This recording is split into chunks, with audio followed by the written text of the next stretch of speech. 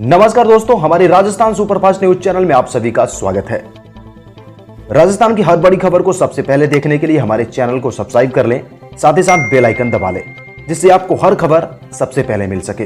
राजस्थान विधानसभा चुनाव में धरियावत सीट पर हुई कांग्रेस की धमाकेदार जीत ने उसकी बाँछें खिला दी है। धरियावत सीट को जीतने के लिए कांग्रेस इस बार बेहतर रणनीति और एजेंडे के साथ चुनाव मैदान में उतरी।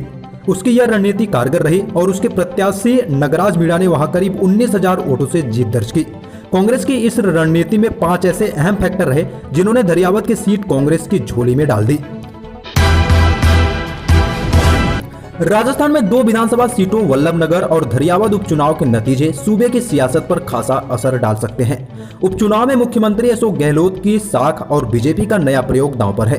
अगर कांग्रेस दोनों सीटें जीती तो राजस्थान कांग्रेस में चल रही वर्चस्व की जंग में गहलोत पायलट से काफी आगे निकल जाएंगे। अगर कांग्रेस दोनों सीट हारी तो फिर पंजाब जैसे बदलाव की आवाज तेज होगी।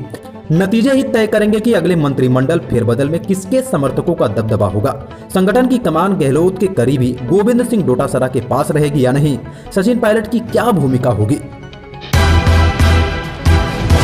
राजस्थान में एक बार फिर कांग्रेस की बल्ले बल्ले हुई है। दिवाली से पहले कांग्रेस की झोली में जीत की खुशी आई है। मुख्यमंत्री अशोक गहलोत का जादू एक बार फिर सिर चढ़कर बोला है। कांग्रेस ने उपचुनाव में दोनों सीटों पर अपना कब्जा जमा लिया है। कांग्रेस पहले से ही दोनों सीटों पर जीत को लेकर आश्वस्त थी और मंगलवार को आए नतीजों ने कांग्रेस नेताओं के दावे पर मुहर लगा दी।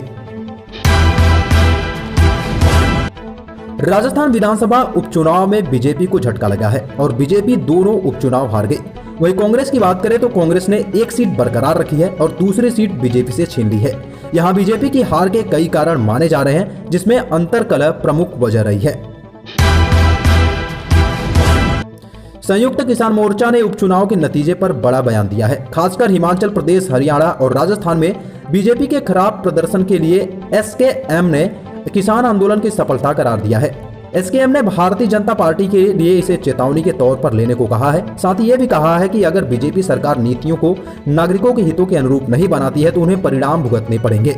बता दें कि मंगलवार को 3 सीटों पर हुए संसदीय उपचुनाव में बीजेपी को सिर्फ एक ही सीट मिली है। वहीं 14 राज्यों की 30 विधानसभा सीटों पर हुए विधानसभा उपचुनाव में विशेषकर हरियाणा, हिमाचल प्रदेश और राजस्थान में जहां जहां किसान आंदोलन ने अपनी ताकत लगाकर मतदाताओं से किसान विरोधी नीतियों के लिए भाजपा को दंडित करने का आग्रह किया था, वहां परिणाम भाजपा के खिलाफ गए। कोरोना महामारी से जूझ रहे भारत के लिए बड़ी राहत भरी खबर है। कोरोना संक्रमण के सभी मामलों में हालात तेजी से बेहतर हो रहे हैं। करीब 9 महीने बाद 24 घंटे में संक्रमण के सबसे कम मामले जो कि 10,423 मामले पाए गए हैं। इस दौरान 443 लोगों की जान भी गई है, जिनमें से 368 मौतें अकेले केरल से है। केरल में पहले हुए मौतों के आंकड़े मिलने से मरने वालों की संख्या बढ़ रही है। विदेश यात्रा से लौटने के बाद प्रधानमंत्री नरेंद्र मोदी बुधवार को दोपहर 12 बजे कम कोविड टीकाकरण कवरेज वाले जिलों के साथ समीक्षा बैठक करेंगे। प्रधानमंत्री मोदी झारखंड, मणिपुर, नागालैंड, अरुणाचल प्रदेश, महाराष्ट्र, मेघालय और अन्य राज्यों में कम टीकाकरण कवरेज वाले जिलों के 40 से अधिक जिलों के जिलाधिकारियों के साथ बातचीत करेंगे। रक्षा मंत्री राजनाथ सिंह की अध्यक्षता में रक्षा खरीद परिषद ने मंगलवार को मेक इन इंडिया के तहत 7,965 करोड़ रुपए के हथियारों और सैन्य उपकरणों की खरीदी को मंजूरी प्रदान की है।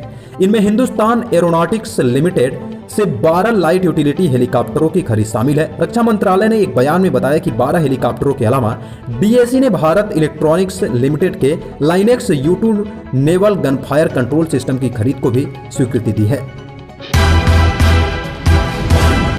अफगानिस्तान के मौजूदा हालात पर 10 नवंबर को नई दिल्ली में आयोजित होने वाले राष्ट्रीय सुरक्षा सलाहकार NSA स्तरीय सम्मेलन में पाकिस्तान ने प्रतिभाग नहीं करने का फैसला किया है। पाकिस्तानी समाचार पत्र बिजनेस रिकॉर्डर के अनुसार NSA मोइद यूसुफ ने उज्बेकिस्तान के साथ सुरक्षा समझौते पर हस्ताक्षर कार्यक्रम के दौरान बताया कि वो भारत की मेजबानी में आयोजित होने वाले सम्मेलन में हिस्सा नहीं लेंगे। इससे पहले पाकिस्तानी विदेश विभाग ने भारत की तरफ से आमंत्रण भेजे जाने की बात की पुष्टि की थी। दुनिया भर के लोग ग्लोबल वार्मिंग और जलवायु परिवर्तन जैसी चिंताओं से परेशान हैं। विश्व भर में इससे निपटने के लिए विभिन्न तरीके भी अपनाए जा रहे हैं। हालिया एक सर्वे में सामने आया कि भारतीय भी मानते हैं कि क्लाइमेट चेंज से मुकाबला करने के लिए सभी आवश्यक कदमों को शीघ्र उठाए जाने की आवश्यकता है। क्लाइमेट चेंज का असर हमारे जीवन के हर क्षेत्र में हो रहा है, चाहे वह कृषि का क्षेत्र हो या सेहत की बात। यही नहीं, भारत में 59% लोग इस मत से समानता रखते हैं कि वैश्विक क्लाइमेट इमरजेंसी का दौर। एनडीपी और ऑक्सफोर्ड यूनिवर्सिटी के एक साझा सर्वे में यह बात सामने आई है।